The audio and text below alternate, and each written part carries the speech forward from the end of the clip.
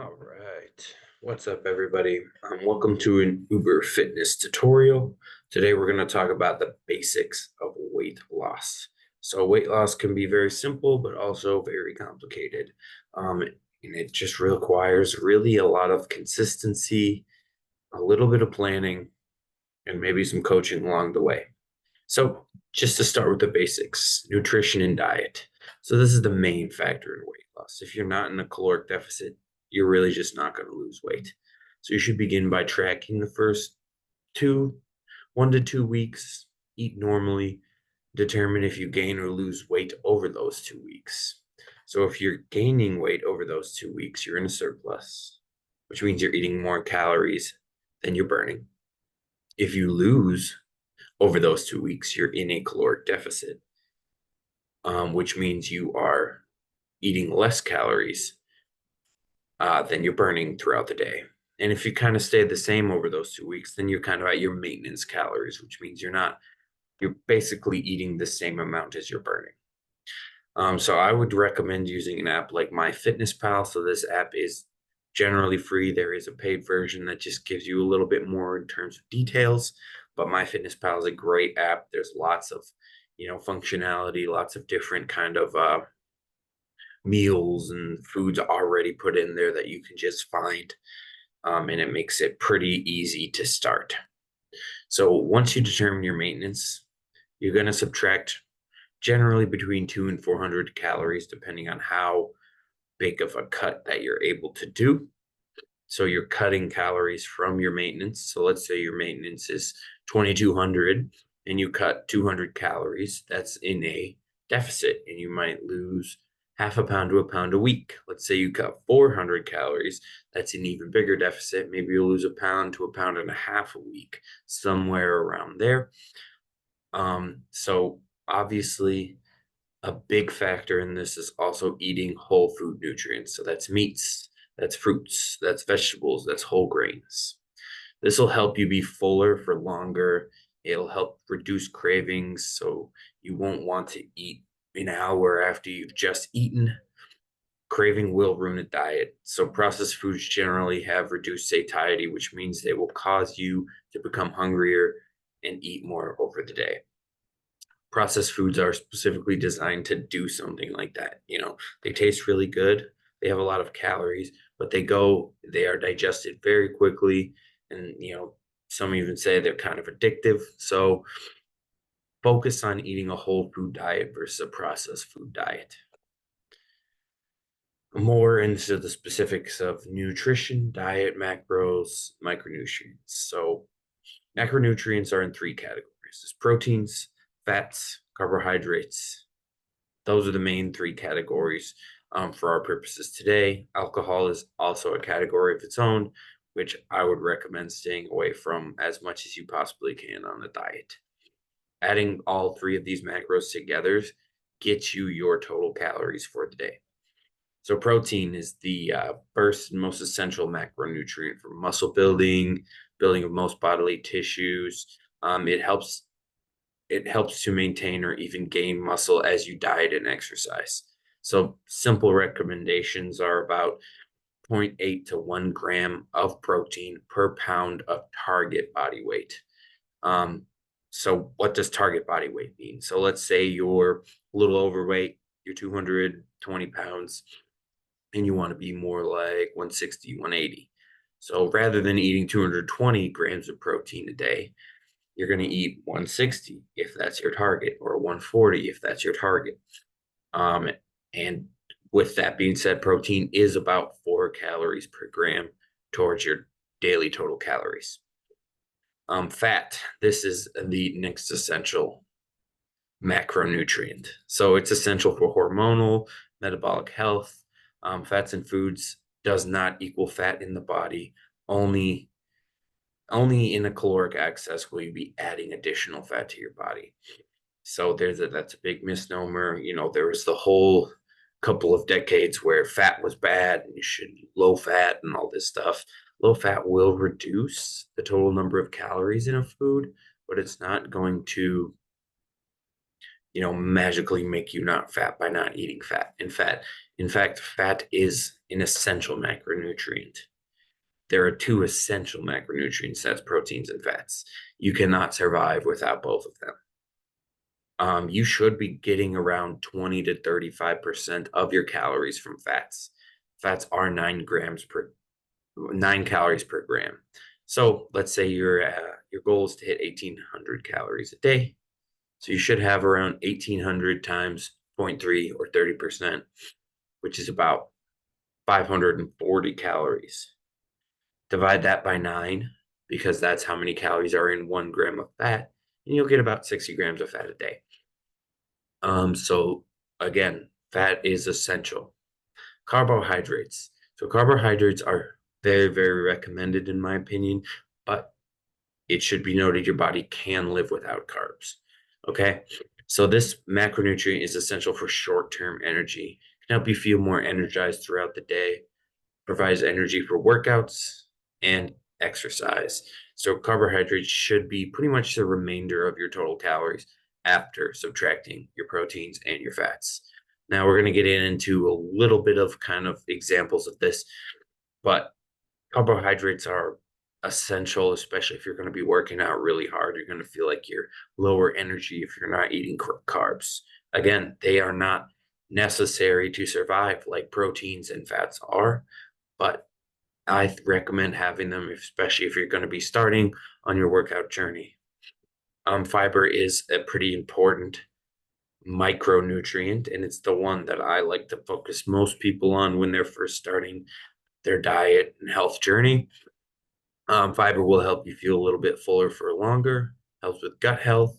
Like I said, this is the only micronutrient I recommend tracking unless you have other health problems that are recommended by maybe a doctor that you should be aware of. So again, here is our sample macros. So if you have determined your caloric maintenance to be 2,000 calories a day, sorry, see,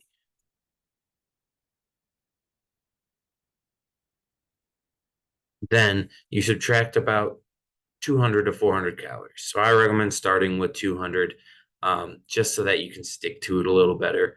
Now, generally, the slower you're going to lose weight, the more sustainable it's going to be.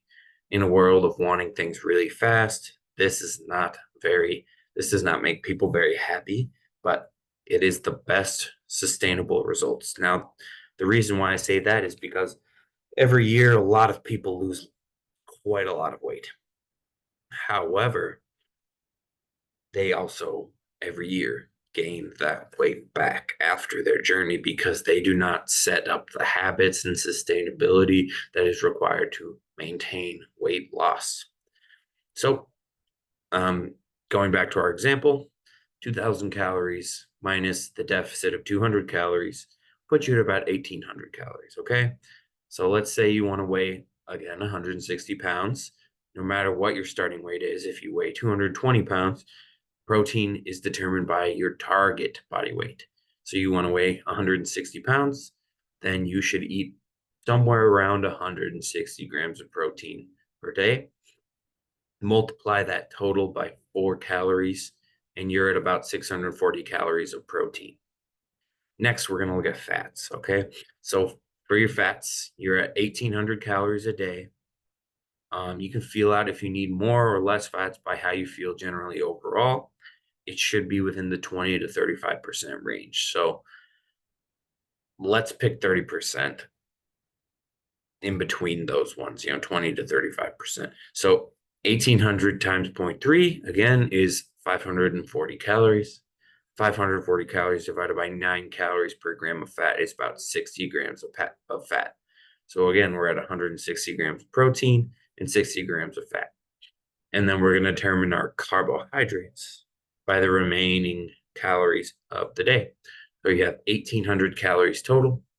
You're going to subtract 640 calories from the protein, 540 calories from the fats, and you have about 620 calories remaining.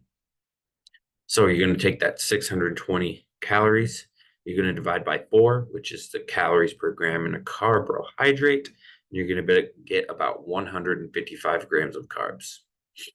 Now, recommendations for fiber are around 25 to 40 grams per fiber a day. Being in that range should be a pretty good deal. So, to sum up, we're at 1,800 calories per day, 160 grams of protein, 60 grams of fats, and 144 grams of carbs. The next topic is exercise, and it can get really complicated. And I'm sure everyone has seen lots of crazy exercises and weird videos on the internet, but you should really start with the basics. So try to start with 2 to 3 days a week of full body strength training using compound exercises, focusing on mastering the form. So you're going to choose between 5 different exercises here, exercise movements, I should say. There's a squat movement, there's a hip hinge movement, there's a push movement, there's a pull movement, then there's a rotational core kind of movement, right?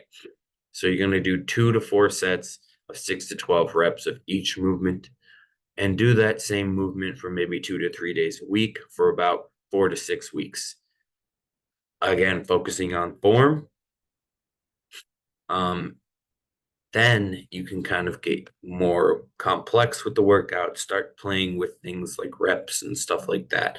But during this, number one is form. Number two is focusing on progressive overload. So once you have the form down, you're going to start increasing either the weights or the reps each week. This is essential to continue progress. Progressive overload training is what training is all about. So you're going to try to aim to about 6,000 to 10,000 steps a day. So steps are just a proxy for overall movement. And this is just going to help you burn a little bit more so that you're in a little bit more of a deficit. Again, start with 6,000 and keep working your way up throughout the cut. And generally, steps are also a great proxy for overall health. Walking and moving is a huge factor. Again, huge important thing.